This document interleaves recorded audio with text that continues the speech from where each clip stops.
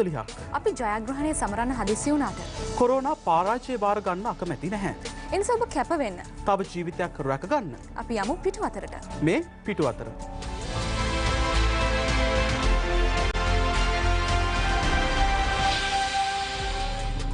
අද ජූලි මාස 11 වෙනිදා සෙනසුරාදා. විවේකී සතියන්තය මෙන්න මේ විදිහට ආරම්භ වෙන්නේ. එතන අපි බලමු අද දිවයිනේ ප්‍රධාන පුවත්පත් කොහොමද Tamanගේ සිරස්වල වාර්තා කරලා තියෙන්නේ කියන කාරණේ සම්බන්ධයෙන්.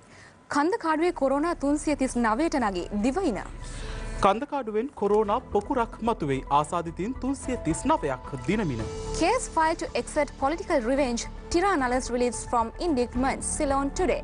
කන්දකාඩුවෙන් කොරෝනා රෝගීහු තවත් 283ක් ඔක්කොම 239යි. දිනකදී වාර්තා වූ වැඩිම රෝගීන් ලංකාදීප. කොළඹ මහාධිකරණ සංකීර්ණයේදී නාකොටික් රංගජීව මව්බිම ඡායාරූප ශිල්පියාට පුප්පයි. මව්බිම. මත්ද්‍රව්‍ය චාවාරම් පිටුපස STF කණ්ඩායමකුත් අරුණ. ඔන්න ඔය ආකාරයෙන් තමයි අද ප්‍රධාන පුවත්පත් ශීර්ෂ පාඨ වෙනවන්නේ. ඒ අතරතුර දැන් ඔෂිනී අපි දන්නවනේ පහුගිය කාලේ පුරාවටම අපි කොරෝනා වලින් යම් තාක් දුරට මිදලා සමාජය තුළ සැහැල්ලුවෙන් සිටියා. නමුත් දැන් ආයෙත් අපිට කොරෝනා සම්බන්ධයෙන් යම්කිසි ආකාරයක භයානක තත්ත්වයක් උද්ගත වෙලා තියෙනවා කියන කාරණේ අද පුවත්පත් දිහා බැලුවම් පෙනී යන කරුණක්. දැන් අමිල ඇත්තටම මේක දෙවනි රැල්ලක්ද? මට නම් බයක් හිතෙනවා. දෙවනි රැල්ලක් කියලා තාම සෞඛ්‍ය අංශ ඒ විදිහට අර්ථකථනය කරලා නැති වුණත් අප දැන් මේ ඇහෙන පුවතුත් එක්ක අපි අනිවාර්යෙන් බිය යුතුයි. අද ලංකාදීප පුවත්පත මෙන්න මේ විදිහට මේ පුවත වාර්තා කරන්නේ. කන්දකාඩුවෙන් කොරෝනා රෝගීහු තවත් 283ක් ඔක්කොම 339යි. දිනකදී වාර්තා වූ වැඩිම රෝගීන් ගන්න විදිහට අපි දන්නවා පහුගිය කාලේ පුරාවටම අපේ රටේ කොරෝනා රෝගීන් වාර්තා වුණේ 10 20 එහෙම නැත්නම් 60 70 වගේ ගණන් වලට. දැන් ඊයේ දිනේට පමණක් මෙරටින් වාර්තා වන සමස්ත කොරෝනා රෝගීන් සංඛ්‍යාව 339ක්. ඒ දිනකදී වාර්තා වූ විශාලතම කොරෝනා රෝගීන් සංඛ්‍යාව විදිහට තමයි පෙන්වා දෙන්නේ. කොහොම වුණත් දැන් ලංකාදීප පුවත්පත අද වාර්තා කරන පරිදි මේ වෙද්දී මෙරට සමස්ත කොරෝනා ආසාදිතයින් සංඛ්‍යාව 2451ක් දක්වා ඉහළ ගොස් තිබෙනවා. ඒ අතරින් 1980 දෙනෙකු මේ වෙද්දී සම්පූර්ණ සුවය ලබා රෝහල් වලින් පිටව ගොස් තිබෙනවා කියන කාරණය තමයි ලංකාදීප පුවත්පත අද වාර්තා කරන්නේ. දිවයින පුවත්පත මෙන්න මේ ආකාරයෙන් තමයි වාර්තා කරන්නේ. කන්දකාඩුවේ කොරෝනා 339ට නැගී ඊයේ දිනේ පමණක් 283ක් උපදේශිකාවගේ පවුල්වල අයත් ස්වයං නිරෝධායනයට, පුනරුත්ථාපනය වන අයගේ සුවදුක් බලන්න 120 දෙනෙකුත් නිරෝධායනයට, සමාජ පැතරීම වළක්වා ගන්න සෞඛ්‍ය උපදෙස් පිළිපදින යුද හමුදාපති කියයි. Ceylon today පුවත්පත මෙන්න මේ ආකාරයෙන් තමයි වාර්තා කරන්නේ කරුණ සම්බන්ධයෙන්. කන්දකාඩු similar to Velisara Navy cluster. The newly emerged COVID-19 cluster at the Kandakadu Drug Rehabilitation Center, Polonnaruwa on 9th July, in terms of size, is comparable to the Velisara Naval Base cluster that appeared nearly 3 months ago, Chief Epidemiologist Dr. Sudat Samaraveera said. දැන් මේ corona නව ආසාදිතයින් හමුවීමත් සමග සමාජය තුළ දැන් විවිධ වශයෙන් කතාබහට ලක් වෙලා තියෙනවා. විවිධ ප්‍රදේශවලින් දිවයිනේ කොරෝනා ආසාදිතයින් වාර්තා වෙනවා කියන කාරණේ සම්බන්ධයෙන් කොහොම වුණත් යුද හමුදාපතිවරයා මෙන්න මේ ආකාරයෙන් සඳහන් කරලා තියෙනවා. කන්දකාඩු වලින් පිටතට වෛරසය නොයෑමට සියලු ක්‍රියාමාර්ග අරන් කටකතා වලට රැවටෙන්න එපා. යුද හමුදාපති කියයි විදිහට ලංකාදීප පුවත්පත අද වාර්තා කරනවා. ඒ අතරතුරම අද දිනමින පුවත්පතත් මෙන්න මේ විදිහට වාර්තා කරනවා. මේ පුවත සම්බන්ධයෙන් සමාජයට COVID-19 පැතිරීම බලක්වන්න සියලු පියවර ගන්නවා. සුව ඇමතිනි පවිත්‍රා වන්‍යාරච්චි මෙන්න මේ විදිහට සඳහන් කරලා තියෙනවා. වැඩිදුරටත් සඳහන් කරලා තියෙන්නේ කන්දකාඩු පුනරුත්ථාපන මධ්‍යස්ථානයෙන් වාර්තා වන COVID-19 ආසාදිතයින් කඳවුරට සීමා කරමින් සමාජය තුළ වෛරසය වැළැක්වීමට රජය සියලු පියවර ගන්නා බව සෞඛ්‍ය හා දේශීය වෛද්‍ය අමාත්‍ය පවිත්‍රා වන්‍යාරච්චි මහත්මිය සඳහන් කරා කියලා තමයි දිනමින පුවත්පත අද වාර්තා කරන්නේ. ඊට පස්සේ අපි යොමුවෙමු දේශපාලන පරිගැනීමකට ගොනු කළ නඩුව විසිවෙයි. ටිරානලස් නිදහස්. ඒ පුවතට යොමුවීමට කලින් ඔෂිනී අපි සූදානම්. දැන් ඊයේ රාත්‍රී 7 නිවුස් ෆස්ට් ප්‍රධාන ප්‍රවෘත්ති ප්‍රකාශයේත් අපි මේ පුවත පිළිබඳව වාර්තා කරා. අපි බලමු කොහොමද නිවුස් ෆස්ට් මේ කොරෝනා වසංගතය සම්බන්ධයෙන් තොරතුරු වාර්තා කරේ කියලා දැක බලා ගන්නට. පොළොන්නරුව දිස්ත්‍රික්කයේ කන්දකාඩු ප්‍රදේශයේ පිහිටි ප්‍රතිකාර හා පුනරුත්ථාපන මධ්‍යස්ථානය අධිකරණ අමාත්‍යාංශ යටතේ ක්‍රියාත්මක වනවා. අධිකරණ නියෝග මත පුනරුත්ථාපනය සඳහා යොමු කළ මද්‍රව්‍ය අබ්බැහි වූ පුද්ගලයන් සහ කාර්ය මණ්ඩලයේ සමාජිකයින් 1150ක පමණ පිරිසක් මේ මධ්‍යස්ථානය තුල රැඳී සිටිනවා. එහි ප්‍රතිකාර ලබා වැලිකඩ බන්ධනාගාරයට රැගෙන ආ රැඳවියෙකු කොරෝනා ආසාදිතයෙකු ලෙස හඳුනා ගැනීමෙන් පසුව මධ්‍යස්ථානයේ සිටි සියලු දෙනා PCR පරීක්ෂාවට ලක් කෙරුණා. මේ වන විට කන්දකාඩු පුනරුත්ථාපන මධ්‍යස්ථානයේ මධ්‍යස්ථානය රෝහලක් බවට පත්කර ආසාදිතයින්ට ප්‍රතිකාර ලබා දෙන බව යුද හමුදාපති ලෙතනන්ට් ජෙනරාල් ශවින්ද්‍ර සිල්වා මහතා ප්‍රකාශ කළා. ශ්‍රී ලංකා යුද හමුදාව විසින් ඊයේ දිනේදී ශ්‍රී ලංකා යුද හමුදාවේ කන්දකාඩු ප්‍රදේශයේ මේ දක්වා පවත්වාගෙන ගිය නිරෝධායන මධ්‍යස්ථානයක් කොවිඩ් සඳහාම ප්‍රතිකාරක ලබන රෝහලක් හැටියට ඊයේ දිනේදී පරිවර්තනය කරනු ලැබුවා. විශේෂයෙන්ම සෞඛ්‍ය අමාත්‍යාංශයේ සහයෝගය ඇතුව මේ සියලු දෙනාම මේ කොවිඩ් ප්‍රතිකාර කරන රෝහල වෙත මේ වන විටත් ඇතුළත් කර ඔවුන්ව ප්‍රතිකාර කරමින් සිටිනවා. මෙම කඳුරු දෙකේම මේ මද්ද්‍රව්‍ය වලට හුරු වෙච්ච අධිකරණ නියෝගයක් මගින් පුනරුත්ථාපන මධ්‍යස්ථානය වෙත ඇතුළත් කරපු සිටින සංඛ්‍යාව සහ එහි ඉන්න කාර්ය මණ්ඩලය ගත්තම 1150කට ආසන්න සංඛ්‍යාවක් මේ කඳුර දෙකේම සිටිනවා. මේ දක්වා පරීක්ෂණ වාර්තා ලැබුණු අයවලුන් සම්බන්ධයෙන් බැලුවම 375ක පමණ ප්‍රමාණයක PCR පරීක්ෂණ වාර්තායි ලැබුණේ. නමුත් ඊයේ දිනේ අද දිනේ සියලුම අයවලුන්ගේ PCR පරීක්ෂණ කිරීමට නියමිතයි.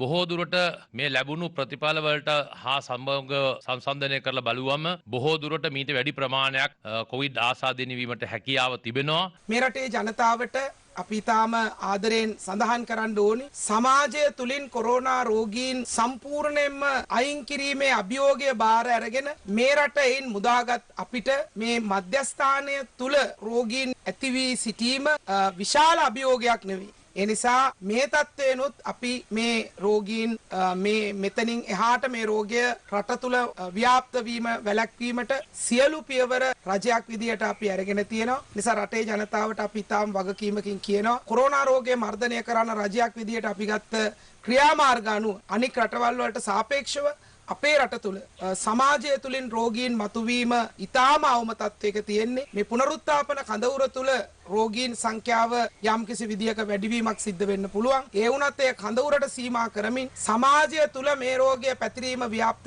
වීම වැළැක්වීම සඳහා රජයක් විදියට ගත හැකි සියලු පියවර ඉතාම වගකීමෙන් ගන්න බව රටේ ජනතාවට ඉතාම ගෞරවයෙන් සඳහන් කරනවා. මේ අතර කන්දකාඩු මධ්‍යස්ථානයේ සේවය කළ කොරෝනා ආසාදිත උපදේශිකාවක් පසුගියදා නාතන්ඩිය කොට්ටරාමුල්ල ප්‍රදේශයේදී හඳුනා ගැනුණා. ඇය මේ වන විට කොළඹ IDH රෝහලේ ප්‍රතිකාර ලබනවා. ඇයගේ මව සහ පියා මේ වන විට රඳවා ඇත්තේ කන්දකාඩු නිරෝධායන මධ්‍යස්ථානයේ. පියාගේ PCR පරීක්ෂණයෙන් ඔහුට කොරෝනා වැළඳී නොමැති බව තහවුරු වූ බව නාතන්ඩිය සෞඛ්‍ය වෛද්‍ය නිලධාරී උපුල් ජයතිලක මහතා පවසනවා. ඇගේ මව නැවත PCR පරීක්ෂණයකට ලක් කිරීමට නියමිත අතර නාතන්ඩිය කොට්ටරාමුල්ල ප්‍රදේශයේ නිවෙස් සහ වෙළන්සැල් 9ක 35 දෙනෙකු නිරෝධායනයට ලක් කර තිබෙනවා. මේ අතර කොළඹ නගරයේ වෙසෙන පුද්ගලයන් අහඹු ලෙස PCR පරීක්ෂාවට යොමු කිරීමට පියවරගෙන ඇතැයි කොළඹ මහනගර සභාව අද ප්‍රකාශ කළා. එහි ප්‍රධාන සෞඛ්‍ය වෛද්‍ය නිලධාරී රුවන් විජයමුනි මහතා පැවසුවේ අද කොළඹ කාකදූපත ප්‍රදේශයේ පදිංචිකරුවන්ගේ PCR පරීක්ෂණ සිදු කරන බවයි. ඒ අනුව අද පුද්ගලයන් 60 දෙනෙකු PCR පරීක්ෂාව සඳහා යොමු කරනු ඇතැයි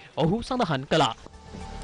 කොරෝනා සම්බන්ධයෙන් තවත් තොරතුරු දැනගන්න අපි මේ මොහොතේ සජීවීව සම්බන්ධ කරගත්තා නියෝජ්‍ය පොලිස්පති නීතිඥ අජිත් රෝහණ මහත්මයා. නියෝජ්‍ය පොලිස්පතිතුමනි සුබ උදෑසනක්. සුබ උදෑසන. නියෝජ්‍ය පොලිස්පතිතුමනි දැන් ආයෙත් මේ සමාජයේ වැඩි වශයෙන් මේ කොරෝනා රෝගය සම්බන්ධයෙන් දැඩි වශයෙන් අවධානයට ලක් වෙලා තියෙනවා. මොකද දිනකදී වාර්තා වූ වැඩිම රෝගීන් සංඛ්‍යාව ඊයේ දිනේ වාර්තා වෙනවා. දැන් මේ තත්ත්වය කොරෝනා දෙවෙනි රැල්ලක් පිළිබඳ දැඩි අවදානම් තත්ත්වයක්ද? ඇත්තටම දැන් සෞඛ්‍ය බලධාරීන් ප්‍රකාශයට අපි හැම වෙලාවෙම මේ ගැන අවධානයෙන් ඉන්න ඕනේ. ඒකට හේතුව තමයි දැන් ඔබ දකින්න ඇති මේ ලෝකයේ අනිත් රටවල් එක්ක බලනකොට අපිට පුළුවන් වුණා මේක පාලනය කරන්න. නමුත් ඒ පාලනය කරන්න පුළුවන් වුණාට කොහෙන් හරි මේ තත්ත්වෙ මතුවෙන්න පුළුවන්. දැන් අපිට ආසන්නම රට තමයි අද ලෝකේ 3 වෙනි ස්ථානයේ තමයි ආසාදිත සංඛ්‍යාව වැඩිම අතින් පවතින්නේ. ඉන්දියාව ඇමරිකාව පළවෙනි ස්ථානයේ, දෙවෙනි ස්ථානයේ බ්‍රසීලය, තුන්වෙනි ස්ථානයේ ඉන්දියාව. ඉතින් එතකොට ඒ අනුව අපි මේ අවධානයෙන් පසුවීම ඉතා වැදගත් වෙනවා. දෙවෙනි රැල්ලක්, තුන්වෙනි රැල්ලක් වෙන රටවල් ඇති. ඒක නිර්මාණය වීම වළක්වා ගැනීම. කෙසේ වෙතත් දැන් මේක අර කන්දකාඩු මධ්‍යස්ථානය තුලින් ඇතිවෙච්ච නිසා සෞඛ්‍ය බලධාරීන් කියන්නේ තාමත් මේක මහජන සම්ප්‍රේෂණයක් නැත්නම් ප්‍රජා සම්ප්‍රේෂණයක් නෑ කියලා. ඉතින් ඒක වළක්වා ගන්න ලිහිල් වෙන්නේ නැතුව කටයුතු කරන්න අවශ්‍යයි. දැන් නියෝජ්‍ය පොලිස්පතිතුමනි මේ කන්දකාඩු පුනරුත්ථාපන මධ්‍යස්ථානයේට මේ කොරෝනා රෝගේ ව්‍යාප්ත වූයේ කොහොමද කියලා මේ පිළිබඳ තොරතුරු අනාවරණය වෙලා තියෙනවද? මම හිතන්නේ බුද්ධ්‍යංශත් සෞඛ්‍යංශත් ඒ ගැන විමර්ශනය කරනවා. ඒ විමර්ශනය කරලා ඒ සම්බන්ධව අනාවරණය කරයි. නමුත් මම හිතන්නේ තාමත් නිසකවම ඒ කරුණු ගැන අපිට හැබැයි ඒ කටයුතු අවසන් වෙනතුරු නියෝජ්‍ය පොලිස්පතිතුමා දැන් සමාජයෙන් ටික ටික මේ සෞඛ්‍ය ආරක්ෂක පුරුදු උපහව යාගෙන වගේ එනවා අපිට පේනවා. මොනවද ඔබතුමාට දෙන්න තියෙන උපදෙස්? මේක තමයි ඉතාම වැදගත් කාරණේ. දැන් අපිට ලෝකේ ඉතාම ඉහළ මට්ටමේ තියෙන රටවල් වලට මේක පාලනය කරගන්න බැරුව තියෙද්දි අපිට පාලනය කරගන්න පුළුවන් උනේ මේ රට අරින්න පුළුවන් උනේ දැන් අපි ලෝකේ 103 වෙනි ස්ථානයේ ඉන්නේ. ඒ කියන්නේ අපිට ඉහළින් රටවල් 102ක් ඉන්නවා ආසාදිත මට්ටම වැඩි. නමුත් අපේ ජනගහනය 1 මිලියන 22ක් වගේ බලනකොට අපි තමයි අඩුවෙන්ම රෝගීන් ඉන්න රට. මරණ අනුපාතකයේ අඩුම 0.5% විතර. මේ තත්ත්වයට පත් වුණේ ජනතාවගෙන් ලැබිච්ච සහයෝගය. ජනතාව කියන එක ඇහුවා. එළියට බැස්සේ නැහැ. සෞඛ්‍ය පුරුදු ඇති කරගත්තා. ඇන්තිල් නීතිය කඩකරේ ඉතාම කලාතුරකින් නෑ. ඒක තමයි. මේ පුරුදු මේ රට විවෘත වීමත් එක්ක ලිහිල් කළා. ලිහිල් වුණා ජනතාව.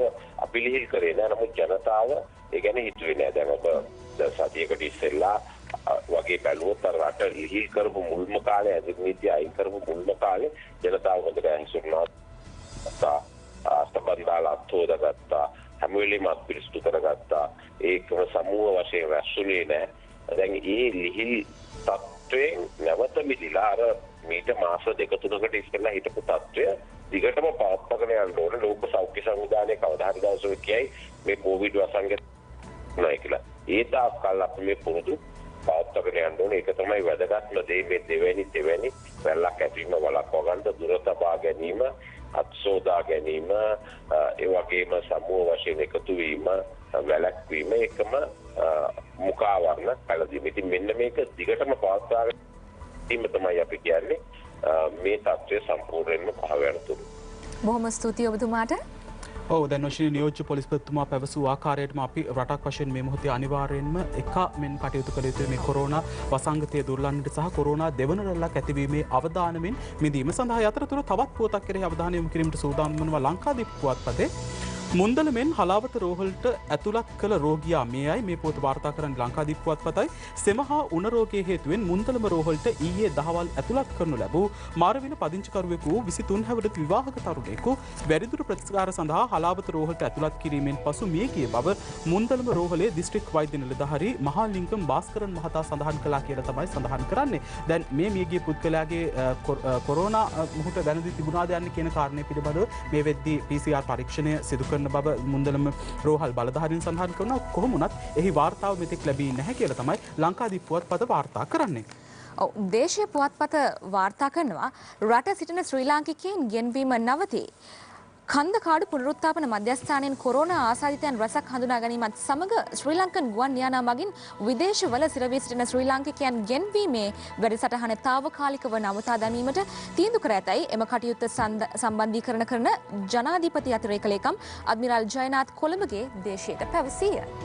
ඒ අතරතුර රෝෂණය දැන් අපි තවත් පුවත් කිහිපයක් වෙත අවධානය යොමු කරමු. අපි මේ වෙනතෙක් අවධානය යොමු කරේ මේ කොරෝනා සහ ඒ සම්බන්ධ වූ පුවත් සම්බන්ධයෙන් අපි දන්නවානේ දැන් අර සුනාමි කාලේ ටිරාන් අලස් මහත්තයාට එරෙහිව පවරලා තිබ්බ නඩුව දැන් සුනාමි වලටත් වඩා ලොකුයි කියලා නේ ඒ දවස්වල සමාජයේ වැඩි වශයෙන් කතා බහට ලක් වුණේ. දැන් අද දිනවින පුවත්පත වාර්තා කරනවා රජයේ මුදල් සාවද්ද ලෙස පරිහරණ නඩුවෙන් ටිරාන් අලස් ඇතුළු සිව් දෙනා නිදහස්. කුමුදු හෙට්ටිආරච්චි තමයි මේ පුවත වාර්තා කරන්නේ.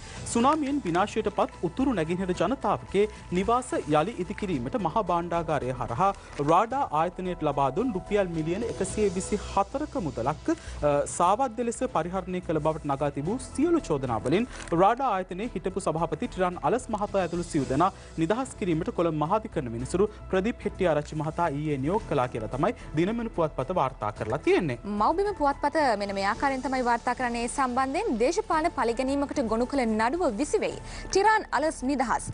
සාලිය වික්‍රමසූරිය, ජයන්ත ඩයස් සමරසිංහ, එමිල් කාන්තන් තිදෙනාත් නිදහස්. එන්නේ ආකාරයෙන්ම සිලෝන් ටුඩේ පුවත්පත වාර්තා කරනවා case file to exert political range, Tiran Alas released from indictments. හරි තවත් පුවත් කෙරෙහි අවධානය යොමු කිරීමට සූදානම්. මම ඊට ප්‍රථමයෙන් ලබා ගන්නවා කෙටි විරාමයක්.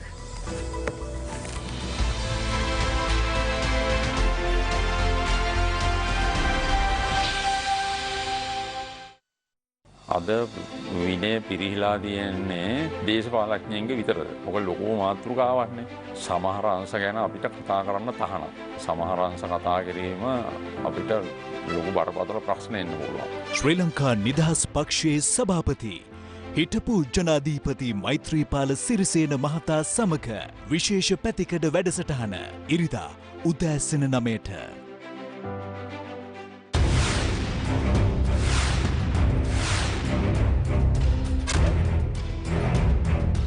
The state of the Sri Lankan economy beyond COVID-19. Listen to the voices of the Lankan business community. Candidates, this is for your attention. We are not proceeding with this. We are not proceeding with that. Because that was the party leader's decision. මේ පාර්ලිමේන්තුව තියෙන්නේ මැතිවරණ අකුලන්නේද? අපි ඒක තීරණයක් ගන්න ඕනේ. ස්ථාවර නියෝග අපිටවීම සඳහා සභාව එකඟ බැවින් අපි පාර්ලිමේන්තුව තාවකාලික අත්හිටුවීම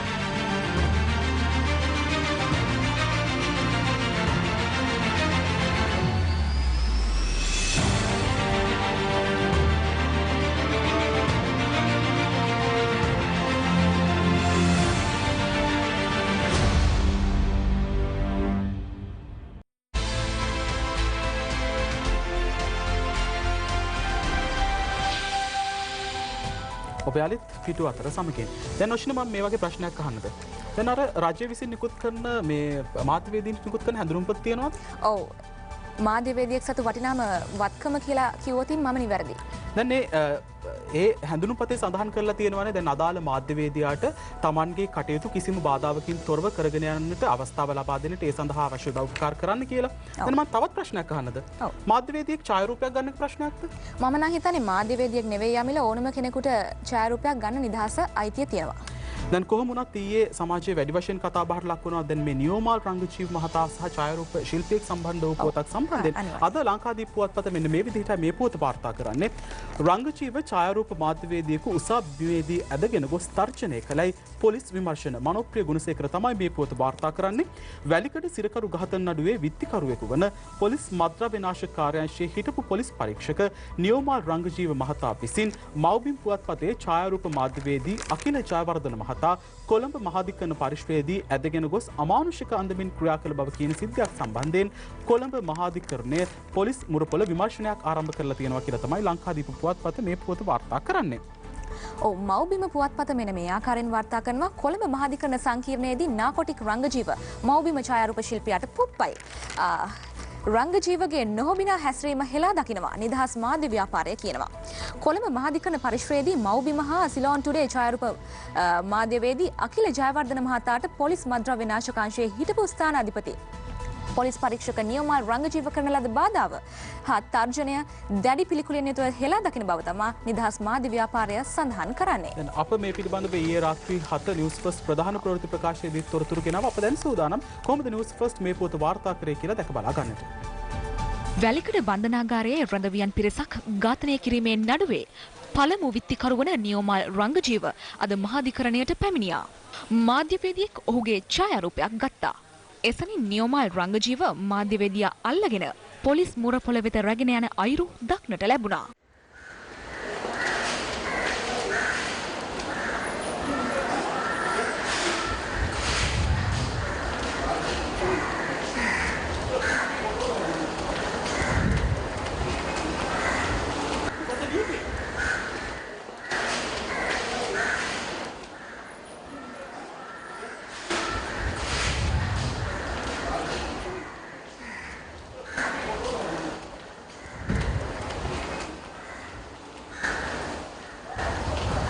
මාධ්‍යවේදීන් වෙත රජයේ ප්‍රවෘත්ති දෙපාර්තමේන්තුව නිකුත් කළ හැඳුනුම්පතේ මෙලෙස සඳහන් වෙනවා. රජයේ ප්‍රවෘත්ති දෙපාර්තමේන්තුව නිකුත් කර ඇති මෙම හැඳුනුම්පත හිමි ජනමාධ්‍යවේදියාට හෝ ජනමාධ්‍යවේදනියට සිය වෘත්තීය කටයුතු බාධාවකින් තොරව ඉටු කිරීමට සහයෝගය ලබා දෙන මෙන් ඉල්ලමි. තියෙන නීති අනුකූල රාමුව තුළ මාධ්‍යවේදියට අයිතිය තියෙනවා වැඩ කරන්න ඒක තමයි බලාපොරොත්තු වෙන්නේ. ඒ කියන්නේ මෙහෙමයි. තියෙන නීති රීති ඔක්කොම මම ওই සිද්ධිය දන්නේ නැහැ. නමුත් ඔය කියන ප්‍රශ්නේ අහුවාම ඕකේ තියෙන දේ තමයි ඒකේ තියෙන්නේ තියෙන නීති අනිත් නීති රීති උල්ලංඝනය කරන නෙමෙයි මාධ්‍යවේදියාට කාර්ය කරන්න පුළුවන්. මාධ්‍යවේදියාට කටයුතු කරන්න පුළුවන් තියෙන රාමුව ඇතුළේ. ඉතින් ඒක ඇතුළේ වැඩ කරනවා නම් මාධ්‍යවේදියාට සම්පූර්ණම අයිතිය තියෙනවා මේ වැඩ කරන්න. ඔය වගේ සිද්ධියක් වෙලා තියෙනවා නම් ඒක ගැන ඒක පැමිණිලි කරන්න ඕනේ. එහෙම ඒ කියන්නේ පැමිණිලි කරන්න කියන්නේ මේ වගේ සිද්ධියක් වෙලා තියෙනවා කියන කාරණේ. එතකොට තමයි අපිට බලන්න පුළුවන් මොකද්ද මේ වෙලා තියෙන කාරණේ කියන්නේ. සිලෝන් ටුඩේ පුවත්පත මෙන්න මේ ආකාරයෙන් තමයි වාර්තා කරන්නේ. ඒ කාරණාවම සම්බන්ධයෙන් IP Rangajiva harasses CT photojournalist. Akila dragged by his shirt to police post. Ceylon Today photojournalist Akila Jayawardena was yesterday manhandled by Inspector Nyomal Rangajiva while carrying out professional duties outside the court complex in Half Drop.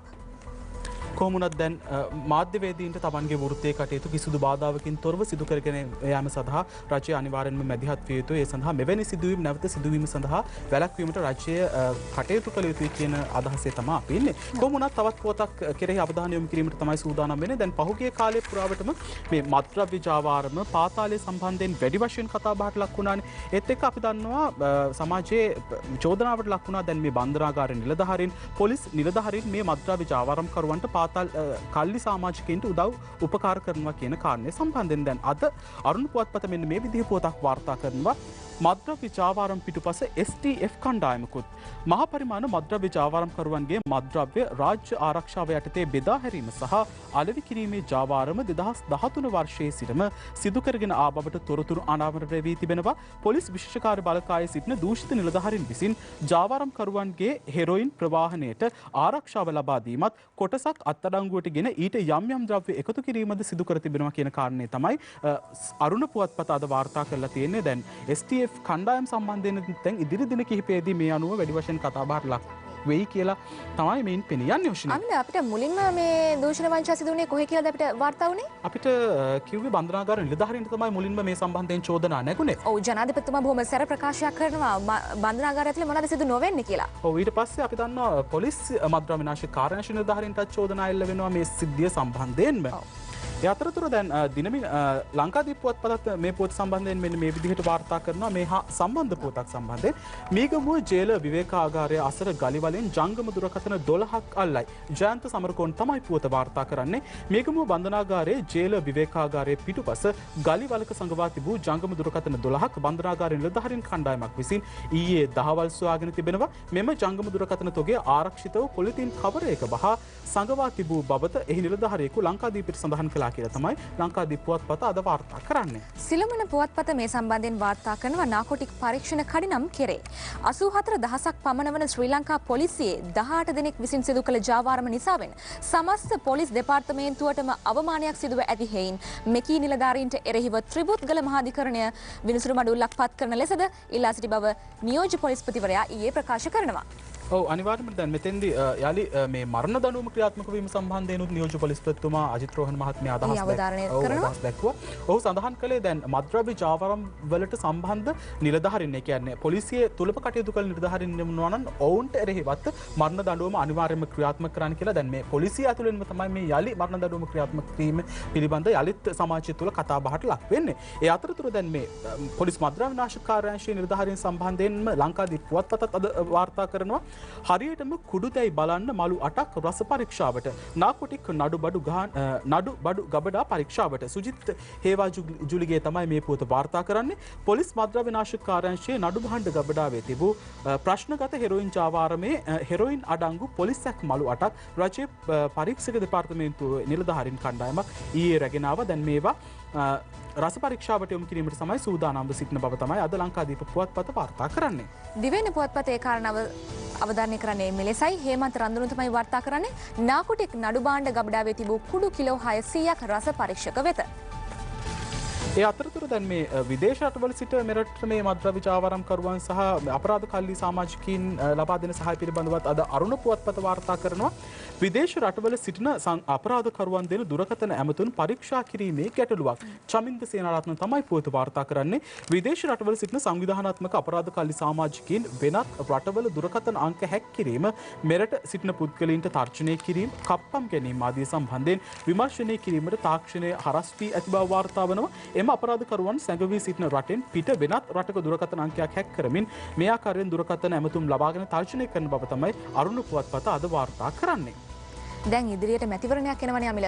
අපිට බය හිතෙන්නේ නැද්ද දැන් ඊයේ සිදු වුණ සිදුවීමත් එක්ක මැතිවරණයත් එක්ක කොරෝනා දෙවනි රැල්ලක් මතුවේයි කියලා? ඔව් දැන් මේ මැතිවරණ පැවැත්වීමේ ක්‍රියාවලිය සම්බන්ධයෙන්ම පසුගිය කාලය පුරාවට මැතිවරණ කොමිසමේ සභාපති මහින්ද දේශප්‍රිය මහතා සඳහන් කරේ මේ කටයුතු සිද්ධ වෙන්නේ සෞඛ්‍ය අංශ ලබා දෙන උපදෙස් අනුකූලව ඒ නියමිත නීති රෙගුලාසි අනුව තමයි මේ කටයුතු සිද්ධ වෙන්නේ කියන කාරණය. ඔව් සිළුමිණ පුවත්පත අද වාර්තා කරනවා ඡන්ද පොළ ආරක්ෂිතයි. මැකෝ නිහල් පී අබේසිංහ තමයි පුවත වාර්තා කරන්නේ. අගෝස්තු 5 වෙනිදාට ඡන්දය දීමට සියලු පහසුකම් හා සෞඛ්‍ය ආරක්ෂාව සපයා ඇති බවට මෙරට සෞඛ්‍ය ආරක්ෂිත ස්ථානයක් බවට ඡන්ද පොළ සකස් කරන බවත් මැතිවරණ කොමිෂන් සභාවේ සභාපති මහින්ද දේශප්‍රිය මහතා පවසනවා. දැන් මහින්ද දේශප්‍රිය මහතා මේ පිළිබඳව ඊයේ වැඩිදුරටත් තොරතුරු සඳහන් කර අප සූදානම් නිවුස් ෆස්ට් රාත්‍රී 7 ප්‍රධාන ප්‍රවෘත්ති ප්‍රකාශයේ මේ පිළිබඳව දැක්වූ කරුණු වෙත අදහස් යොමු කරන්නට. මැතිවරණ කමිෂන් සභාව වශයෙන් අපි මුහුණ දෙන බරපතලම ගැටලු තමයි මේ දවස්වල සෞඛ්‍ය මාර්ගෝපදේශ නිසි ලෙස බලාත්මක නොවී තිබීම. මෙම සෞඛ්‍ය මාර්ගෝපදේශ සෞඛ්‍ය සේවා අධ්‍යක්ෂ ජෙනරාල්වරයා විසින් ලබා දුන්නේ ජුනි මාසේ 3 වෙනිදා. දැන් මාසයකටත් වැඩි කලක් සති 5ක් පමණ කාලයක් ගත වෙලා තවමත් මෙය රෙගුලාසි වශයෙන් ගැසට් මගින් ප්‍රකාශයට පත් වෙලා නැහැ. මේ සම්බන්ධයෙන් නීති කෙටුම්පත් සම්පාදකතුමියගේ ගරු නීතිපතිතුමාගේ අනුමැතිය අවශ්‍ය පරිදි ලැබී තිබෙන බවත් අතිගරු ජනාධිපතිතුමාත් මේ සම්බන්ධයෙන් උපදෙස් ලබා දී ඇති බවත් අපට දැනගන්නට තියෙනවා. නමුත් කොයි ආකාරයෙන් හෝ යම් ස්ථානයකින් මෙහි ප්‍රමාදයක් තියෙනවා. අමිල රියානතුරක් කරලා පලා යාම මොනතරම් සාධාරණද? ඒක ඇත්තටම සාධාරණීකරණය කරන්නට බෑ වශිනී. ඔව්. ඒක හරියම අසාධාරණ වැඩක්. රියානතුරට පාටලීට නඩු. AJA අබේනායක තමයි පුවත වාර්තා කරන්නේ දිවයින පුවත්පතට. අපරීක්ෂාකාරී ලෙස හා නොසැලකිලිමත් ආකාරයෙන් රියපදවා තරුණයෙකු රියානතුරකට ලක්කර බරපතල තුවාල සිදු කිරීම, තුවාලකරු ආරෝග්‍ය ශාලාවකට රැගෙන යාමට පියවර නොගැනීම හා රියා අනතුර සම්බන්ධයෙන් පොලිසියට වාර්තා නොකිරීම ඇතුළු අධිචෝදනා යටතේ හිටපු අමාත්‍ය පාටලී චම්පික රණවක මහතාට එරෙහිව නීතිපතිවරයා ඊයේ පස්වරුවේ කොළඹ මහාධිකරණය හමුවේ නඩු පැවරිය. දැන් මේ පාටලී චම්පික රණවක මහතාගේ මේ අධිකරණ ක්‍රියාවලිය සම්බන්ධයෙන් පසුගිය කාලය පුරාවටම වැඩි වශයෙන් කතාබහට ලක් වුණා. දිනමින පුවත්පතත් අද මේ පුවත වාර්තා කරනවා අනතුරක් සිදු කර පලා යාමට එරෙහිව පාටලීට නඩු දෙකක්. කුමුදු හෙට්ටිආරච්චි තමයි පුවත වාර්තා කරන්නේ. අපරීක්ෂාකාරීව අධික වේගයෙන් රියපදවා රාජකීය ප්‍රදේශයේදී 2016 පෙබරවාරි 28 වනදා තරුණයෙකුට බරපතල තුවාල සිදු කිරීම ඇතුළු අතිචෝදනා මත හිටපු අමාත්‍ය පාටලී චම්පික රණවක මහතාට එරෙහිව නීතිපතිවරයා විසින් කොළඹ මහාධිකරණය හමුවේ වෙන වෙනම නඩු දෙකක් පවරා තිබෙනවා. එක් නඩුවක් හිටපු අමාත්‍ය පාටලී චම්පික රණවක මහතාට එරෙහිව පමණක් පවරා ඇති අතර දෙවන නඩුව පාටලී චම්පික රණවක වැලිකඩ පොලිසියේ හිටපු ස්ථානාධිපති සුදත් අස්මඩල සහ දිලුම් තුසිත කුමාරයන් අයට එරෙහිව පවරා තිබෙනවා කියලා තමයි දිනමින පුවත්පත අද මේ පුවත වාර්තා කරන්නේ. දැන් කොරෝනාත් එක්ක අධ්‍යාපනය ලැබෙන හැම ළමයෙකුටම මේ තර්ජනයක් එල්ල වුණා. ඔව් අපි දන්නවනේ දැන් මාස කිහිපයකට අධික කාලයක් දැන් මේ ළමයි නිවෙස් වලට වෙලා හිටියා. ඒ වගේම විශ්වවිද්‍යාලවල කටයුතු සිද්ධ වුණා. ඒ අතරතුර උසස් පෙළ විභාගයේ සම්බන්ධයෙන් සාමාන්‍ය පෙළ විභාගයේ සම්බන්ධයෙන් ගැටලුකාරී තත්ත්වයක් අනිවාර්යෙන්ම මේ වෙද්දී උද්ගත වෙලා තියෙනවා. හරි. දේශීය පුවත්පත වාර්තා කරනවා උසස් පෙළට දිනය දීමට සිසු මත සමීක්ෂණයක්. අපොස උසස් පෙළ විභාගයේ පවත්වන දිනය තීරණය කිරීම සඳහා අන්තර්ජාල ජනමත සමීක්ෂණයක් පවත්වා තිබේ. මෙයට සහභාගී වීමට අවසර ලැබුණේ උසස් පෙළ සිසු දරුයන්ට පමණයි. පසුගිය සිකුරාදා එම සමීක්ෂණය හමාර විය. කොහොමනත් අපි බලාපොරොත්තු වෙන අනිවාර්යෙන්ම දැන් මේ උසස් පෙළ සිසුන් වගේම සාමාන්‍ය පෙළ සිසු සම්බන්ධයෙන් ඔවුන්ගේ විභාග පැවැත්වෙන දිනය සම්බන්ධයෙන් රජයේ නිශ්චිත දිනයක් අනිවාර්යෙන්ම හැකි ඉක්මනින් ප්‍රකාශයට පත් කරයි කියලා. මොකද මේ වෙද්දී සිසුන් ඒ වගේම ගුරුවරුන් වගේම දෙමාපියනුත් දැඩි පීඩාකාරී තත්ත්වයක තියෙන්නේ මේ දින නියමිත වශයෙන් නිශ්චිත වශයෙන් ප්‍රකාශයට පත් නොකිරීම හමුවේ. ඒ අතරතුර තවත් පුවතක් දිනමින පුවත්පතේ වාර්තා කිරීමට සූදානම් වෙනවා. වික්‍රමාරච්චි විද්‍යායතනයේ විශ්වවිද්‍යාලයක් ලෙස උසස් කරනවා. බුද්ධිකා ඉඹුලාන තමයි මේ පුවත වාර්තා කරන්නේ.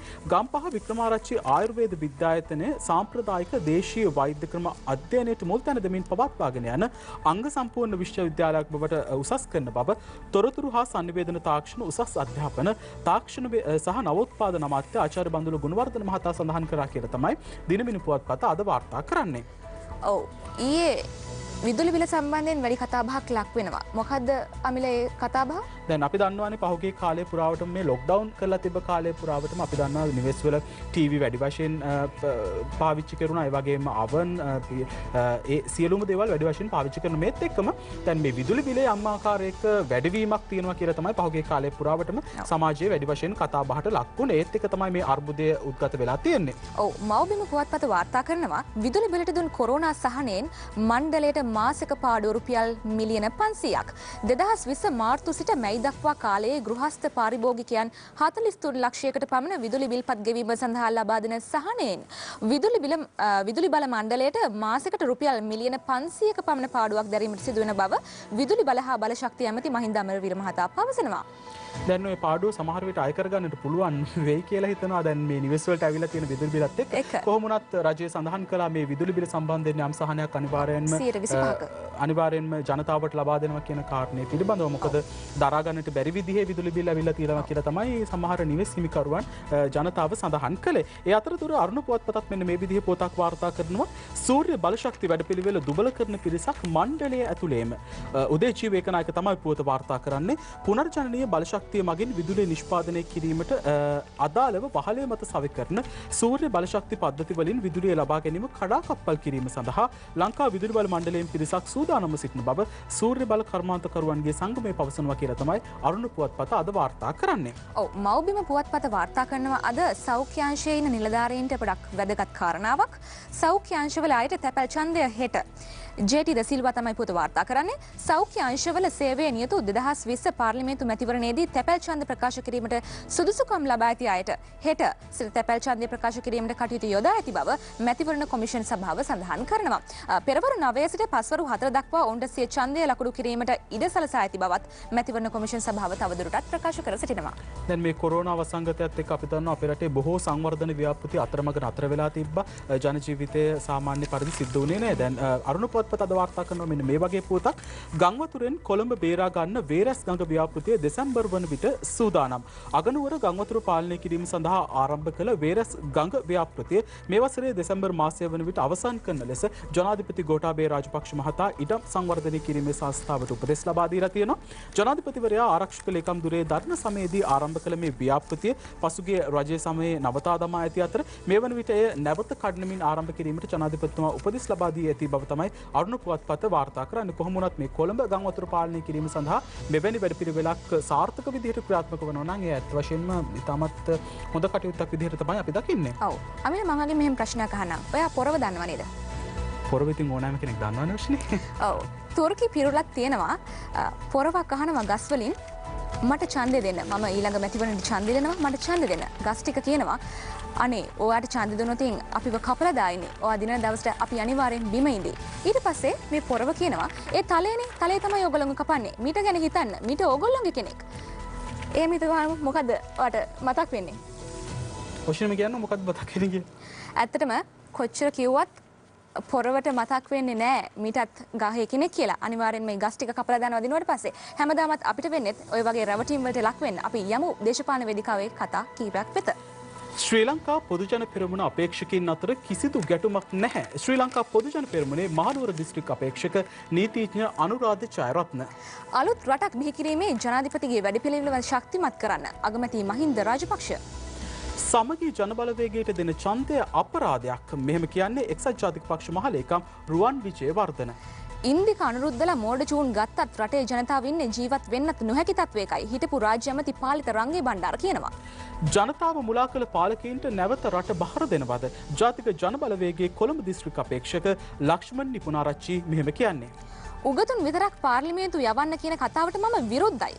රට බෙදන්න ව්‍යවස්ථාව හැදුවෙත් උගත්තු සරත් වීරසේකර කියයි.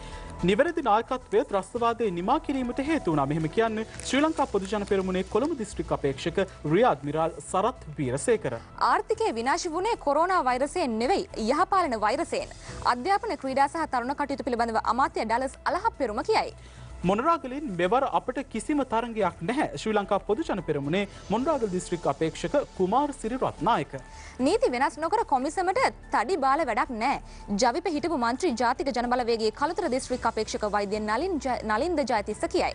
සමගී ජනබලවේගයේ සජිත් හැර තවත් කෙනෙක් ජනපති සිහිනය දකිනවා. මෙහෙම කියන්නේ එක්සත් ජාතික පක්ෂයේ මහනුවර දිස්ත්‍රික් අපේක්ෂක රුචිරාම රසේකර. අපි වැඩ කරපු අය ඉදිරියටත් අපි රට හදනවා. පරිසර වනජීවී ඉඩම් සංවර්ධන අමාත්‍ය හා පොදුජන පෙරමුණේ අනුරාධපුර දිස්ත්‍රික් අපේක්ෂක එස්.එම්. චන්ද්‍රසේන කියනවා. මෙන්න මේ විදිහට අද දේශපාලන වේදිකාවේ කතාබස් ඇහෙන්නේ. අප දැන් සූදානම් නැවතත් කෙටි විරාමයකට යමු වන්නට.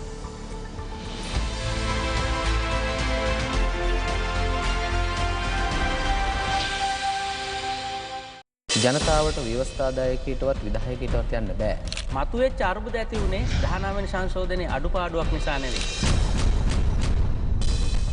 හැමෝම කියනවා අපි ජාතික ප්‍රතිපත්තියක් හදනවා, අධ්‍යාපනයට හදනවා, අපි ආර්ථිකයට හදනවා කියලා. නමුත් ඒක පේන්නේ නැහැ. දැන් මේ එන ආර්ථිකය වනාහි බල්ලු මරාලා හරි සල්ලි හොයාලා ඉන්න ටිකේ ඉදුරු සුදෝ ජොලිය දමාලා ආර්ථිකයක් තමයි එන්නේ කියලා. ඔක කියන්නේ 77 නෙවෙයි.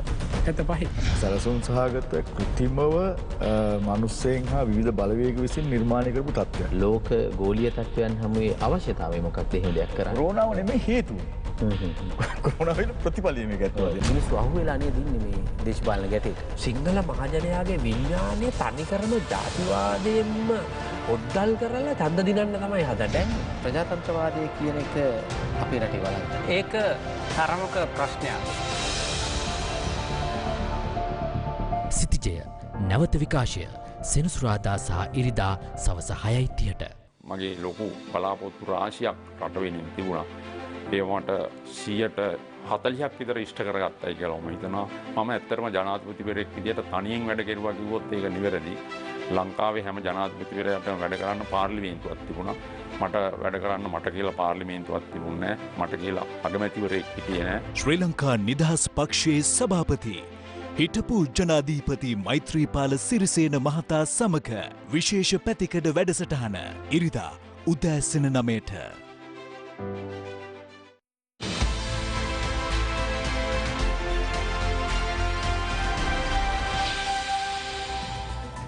ප්‍රධාන පුවත්පත් කිහිපයක කතුවැකිය පිළිබඳව අවධානය යොමු කිරීමට තමයි යෝෂණ අපි සූදානම් වෙන්නේ. අපි පටන් ගමු. දේශීය පුවත්පතේ කතුවැකිය මෙලෙස තමයි දිස්වෙන්නේ. COVID-2 ප්‍රශ්නාර්ථයක්. රැකෙනු නැත්නම් මියනු. මෙය 50 දශකයේ මුල් කාලයේ මෙරට නිෂ්පාදනය වූ වාර්තා චිත්‍රපටයක නමක් විය. රජයේ චිත්‍රපට අංශය වෙනුවෙන් මේ අධ්‍යක්ෂණය කර තිබුණේ අභාවප්‍රාප්ත ආචාර්ය ලෙස්ටර් ජේම්ස් පීරිස් මහතා. මෙකී වාර්තා චිත්‍රපටය එවකට රට ගිලගනිමින් තිබූ මැලේරියා වසංගතය පිළිබඳව ජනතාවට අධ්‍යාපනික දැනුමක් ලබා දෙමින් අරමුණ කරගනිමින් නිපද වූවක්. මැලේරියා වසංගතයෙන් බේරීමට අනුගමනය කළ යුතු ක්‍රියාමාර්ගත් ඊට අනුගත නොවහොත් මිය යාමට සිදුවන ඇති බව පණිවිඩයක් එම චිත්‍රපටයේ තේමාව වී තිබුණා. අපිට හදිස්සියේ මේ චිත්‍රපටය මතකයට ආවේ හිටිකමන් ගහෙන් ගෙඩියෙන්නක් මෙන් කන්ද කාඩුවෙන් කඩාපත් වූ කොරෝනා පොකුර පිළිබඳව ප්‍රවෘත්තිය දැකීමෙන්. ටිකින් ටික සිඳී යාමෙන් පැවති කොවිඩ් ගහ හදිස්සියේ ඇදහෙළනු වැස්සකින් යලි ප්‍රාණය ලැබුවක් වැනිය කියලා දේශීය පුවත්පත වාර්තා කරනවා. ඒ අතරතුර ලංකාදීප පුවත්පතේ කතුවැකිය අද යොමු වන්නේ කොරෝනා වසංගතය සහ ඡන්දය සම්බන්ධයෙන් මහමැතිවරණය සම්බන්ධයෙන්. එහි කතුවැකිය මෙන්න මේ විදිහට ආරම්භ කරලා තියෙන්නේ. සෞඛ්‍ය පිළිවෙතට අනුව ඡන්දයට සැරසෙමු. ඡන්ද මධ්‍යස්ථානයේ කොරෝනා වෛරසයෙන් තොර සෞඛ්‍ය ආරක්ෂිත කලාපයක් බවට පත් කරන හේයින් ජනතාවට බියෙන් සැකෙන් තොරව ඡන්දය භාවිත කළ හැකියයි මැතිවරණ කොමිෂමේ සභාපති මහින්ද දේශප්‍රිය මහතා ප්‍රකාශ කළ බව අප පුවත්පතක දුටුවෙමි. ලෝක වසංගත කොරෝනා ඕදරෙහි බලපෑම තුරන් වී නැත. රට අභ්‍යන්තරයෙන් කොරෝනා ආසාදිතයින් හමුවීම නතර වී ඇතැයි කියුණද කන්දකාඩු පුනරුත්ථාපන මධ්‍යස්ථානයෙන් කොරෝනා රෝගීන් පොකුරක් බිහි කරන අලුත්ම ස්ථානය බවට පත්ව තිබෙනවා. මේ තත්ත්වය පාලනය කරන බවට දැන් සෞඛ්‍ය අංශ පෙන්වා දුන්නත් අනිවාර්යයෙන්ම දැන් මේ මහමැතිවරණය පැවැත්වීමේදී ඒ නියමිත සෞඛ්‍ය උපදෙස් පිළිපැදිය යුතු බවට තමයි ලංකාදීප පුවත්පතේ කතුවැකියේ හරය අද පෙන්වා දීමට පුළුවන් වෙන්නේ. දේශීය පුවත්පත් එලෙස වාර්තා කරද්දී අපි ජාත්‍යන්තර පුවත්පත් කිහිපයකට අවධානය යොමු කරන්න ලෑස්ති. The Daily Telegraph පුවත්පත වාර්තා කරනවා කොරෝනා වසංගතය සම්බන්ධයෙන්. Face mask to be compulsory in shops. Rules on covering mouth and nose set to be tightened. PM shift tone by telling nation to be back to work. Wearing mask can help people feel confident in public. The Independent පුවත්පත මෙන්න මෙලෙස වාර්තා කරනවා. Boris Johnson wears a face mask during a visit to a hair salon. ඉතින් මෙන්න මේ ආකාරයෙන් ජාත්‍යන්තර පුවත්පත් සියල්ලම වාර්තා කරන්නේ කොරෝනා වෛරසය සම්බන්ධයෙන්. ඔය අතරතුර රෝෂිනී දැන් ලංකාදීප පුවත්පතත් වාර්තා කරනවා මේ කොරෝනා වසංගතය සම්බන්ධයෙන්. දැන් අපි විදේශ ලෝකයේ තොරතුරු කතා කරමින් ඉන්නේ. දැන් බොලීවියානු ජනපතිනියටත් කොරෝනා විදිහට තමයි ලංකාදීප පුවත්පත වාර්තා කරන්නේ. බොලීවියාවේ අන්තර්වාර ජනාධිපතිනිය ජැනින් ඇනෙස් COVID-19 වෛරසයට ගොදුරු වී තිබෙනවා කියලා මේ වෙද්දී අනාවරණය වෙලා තිබෙනවා. නමුත් ඇය පවසන්නේ ඇය දැන් ආසාදිතයෙකු බවට තහවුරු වුණා. දැන් මා හුදකලාව රාජකාරී කටයුතු දිගටම කරගෙන යනවා. දින 14ක් නිරෝධායනයට ලක් කරලා තියෙනවා කියලා දැන් විදෙස් ලෝකයේ තොරතුරු වාර්තා කරනවාද? The Times පුවත්පතත් මෙන්න මේ ආකාරයෙන් වාර්තා කරනවා wear masks in shops. PM said to make indoor face coverings mandatory as he urged nation to go back with work. Boris Johnson is poised to make face covering compulsory in shops after mounting evidence that they slow the spread of coronavirus. The Prime Minister promised last night to get stricter on their use and said he was looking at ways of making sure that more people covered their face indoors. දැන් අපි වගේම මේ corona වසංගත තත්ත්වයක් එක්කම දැන් ඔන්න මැතිවරණයට සූදානම් වෙනවා සිංගප්පූරුව. අද ලංකාදීප පුවත්පත මෙන්න මේ විදිහටයි මේ පොත වාර්තා කරන්නේ. කොරෝනා මැද සිංගප්පූරු මැතිවරණය ආරම්භයේ COVID-19 වෛරසයේ තර්ජනය මැද සෞඛ්‍ය උපදෙස් වලට අනුකූලව ඊයේ සිංගප්පූරු පාර්ලිමේන්තු මැතිවරණය පැවැත්වුණා. මැතිවරණය පැවැත්වෙන ආකාරය සම්බන්ධයෙන් සෞඛ්‍ය අංශ ජනතාවට උපදෙස් මාලාවක් නිකුත් කර තිබුණා. සියලු කටයුතු සිදු වුණේ සමාජ දුරස්ථභාවය ආරක්ෂා කර ගැනීමෙන් කියලා තමයි අද විදේශ ලෝකයේ තොරතුරු වාර්තා කරන්නේ. කොහොම වුණත් ඡන්ද පොළට පැමිණීමේදී මුහුණු ආවරණ පන්දරමින් උපදෙස් දී තිබුණා. ඡන්ද පොළට ඇතුළු වෙද්දී හැමෝගේ උෂ්ණත්වය පරීක්ෂා කෙරුණා. දෑත්වල සෝදා පිරිසිදු කිරීමේ ඒ දියර යෙදුවා කියලා තමයි ඔන්න ඒ විදිහට තමයි මේ සිංගප්පූරු මැතිවරණය පැවැත්වුණේ කියලා අද ලංකාදීප පුවත්පත වාර්තා කරනවා. දිවයින පුවත්පත මෙන්න මේ ආකාරයෙන් කොරෝනා වෛරසය සම්බන්ධයෙන් වාර්තා කරනවා. කොරෝනා වසංගතයෙන් මියගිය සංඛ්‍යාව වසන් කළ සර්බියානු ජනාධිපතිට විරෝධතා. කොරෝනා වසංගතයෙන් මියගිය සංඛ්‍යාව වසන් කිරීම ගැන සර්බියානු ජනතාව ජනාධිපති ඇලෙක්සැන්ඩර් වුසින් වෙත විරෝධතා එල්ල කර ඇත. අපි තව ප්‍රවෘත්තියකට යමු. දකුණු කොරියාවේ සෝල් නගරාධිපති අබිලහස් ලෙස මියගොස් සිටියදී සොයා ගැනේ. දකුණු කොරියාවේ සෝල් නගරනුවර නගරාධිපති පාක් වොන් යුන් මුගන් ප්‍රදේශයේ අබිරහස් ලෙස මියගොස් සිටියදී පොලිසිය සොයාගෙන ඇත. ඔහුට ලේකම්වරිය විසින් ලිංගික හිංසන චෝදනාවක් එල්ල කර තිබූ බවටත් විමර්ශනවලදී හෙළි වුණා. පාක් වොන් යුන් දිවි නසාගෙන ඇතැයි සැක කරනවා. අපි දන්නවා දැන් ඔය දකුණු කොරියාවේ ඔය අතුරුදන් වීම සම්බන්ධයෙන් පුරපතිගේ අතුරුදන් වීම සම්බන්ධයෙන් පහුගිය දින කිහිපෙම විදේශ මාධ්‍ය තුල විශාල වශයෙන් කතා බහට ලක් වුණා. දැන් ඒ අතරතුර විදේශ ලෝකයේ තොරතුරු ඔය ආකාරයෙන් නෙද්දී අපි සූදානම් මොනවද අද ක්‍රීඩා ලෝකයේ සිදු වෙලා තියෙන කාරණේ පිළිබඳව අවධානය යොමු කරන්නට. දිල්හන් ජයවර්ධන ඉල්ලා අස්වේ ශානුක අරවින්ද තමයි මේ පුවත වාර්තා කරන්නේ. ශ්‍රී ලංකා මෝටර් රථ ක්‍රීඩා මව් සංගමය තුල පවතින අරුබුදකාරී තත්ත්වයේ හේතුවෙන් එහි සභාපතිවරයා ලෙස කටයුතු කළ දිල්හන් ජයවර්ධන මහතා සභාපති තනතුරෙන් ඉල්ලා අස්වී තිබෙනවා.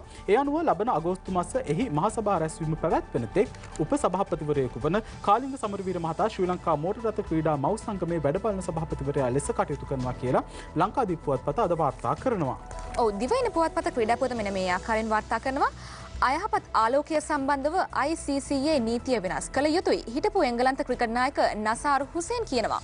එංගලන්තය හා බටහිර ඉන්දිය කොදෙව්වන් අතර පැවැත්වන පළමු ටෙස්ට් ක්‍රිකට් තරඟයේ පළමු දින දෙකටම වර්ෂාවෙන් සහ අයහපත් ආලෝක තත්ත්වෙන් බාධා එල්ල විය.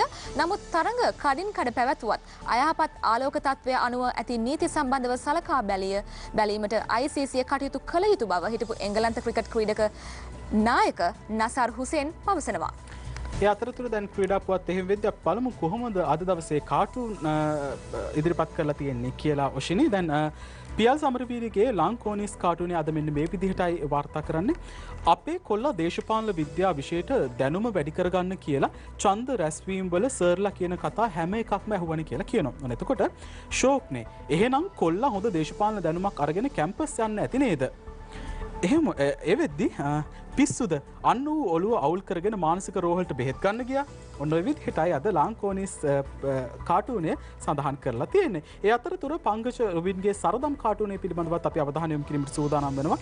අණ්ඩු කුමාර කියනවා කුඩු මුදලාලිලත් ඡන්දය ඉල්ලනවලු. සර් පහුවෙනකොට නාකොටික් එකේ අයත් ඡන්දය ඉල්ලයිද? ඔන්න ඔය විදිහටයි සරදම් කාටුනේ අද වාර්තා කරන්නේ. ඒ අතරතුර ජයන්ත වික්‍රමසිංහයන්ගේ Facebook කාටුනේ පිළිබඳවත් අපි අවධානය යොමු කරන්නට ඕන. මැකෝ කියනවා ප්‍රජාතන්ත්‍රවාදයේ මිල අධිකයි මැතිවරණ වියදම කෝටි 1000යි කියලා. ඒකනේ බං දියවන්නාවේ කෝටිපතියෝ බිහි වෙන්නේ කියලායි ඔන්න Facebook කාටුන් එක අද සඳහන් කරන්නේ. ඔව් අපි තව ක්‍රීඩා පුවතකට ගිහිල්ලා වැඩසටහන නිමා කරන කාලය හරි. ජාතික බැඩ්මින්ටන් ශ්‍රේණියේ ලෝචන සහ අචිනි උඩටම ඇති කියලා ක්‍රිකට් ක්‍රීඩා පුවතක් වාර්තා කරනවා. මාස කිහිපයක් නැවතී තිබූ දේශීය ක්‍රීඩා පියවරෙන් පියවර ආරම්භ වෙද්දී ජාතික බැඩ්මින්ටන් ශ්‍රේණිගත කිරීම වලට පෙරමුණ ගැනීමට ලෝචන ද සිල්වා සහ අචිනි රත්නසිරි සමත්ව තිබෙනවා. 2019 වසරේ සිට මෙතෙක් පවත්වා ඇති ජාතික මට්ටමේ තරඟාවලි 6ක ප්‍රතිඵල අනුව ඔවුන් පෙරමුණට පැමිණ තිබේ.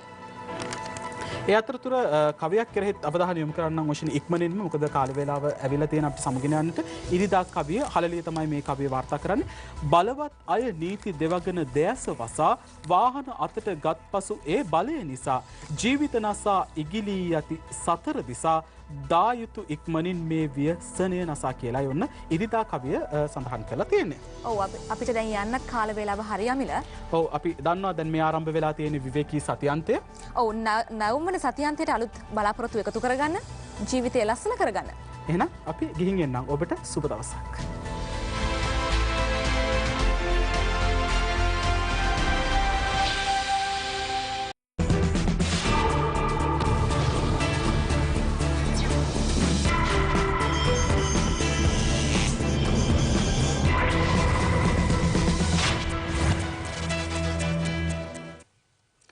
අයිබෝන් මායිම අද අපේ සාකච්ඡාව පටන් ගනිමු වැඩි වෙලා නැති නිසා මොෂාන් මේ දැන් කියන්නේ මේ දැන් ටික වෙලාවකට කලින් පක්ෂ මාරුවක් සිද්ධ වුණා කියලා ආරංචි වෙනවා.